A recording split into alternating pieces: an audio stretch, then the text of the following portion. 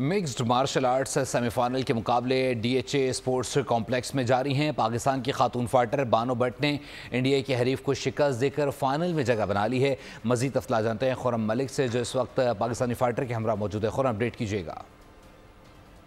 अच्छा, बिल्कुल MMA Asian championship के मुकाबले जो हैं वो लाहौर में जारी हैं और पाकिस्तान की बानो भट्ट जिन्होंने भारतीय हरीफ को जो है वो शिकस्त दी है, इस वक्त हमारे साथ मौजूद है।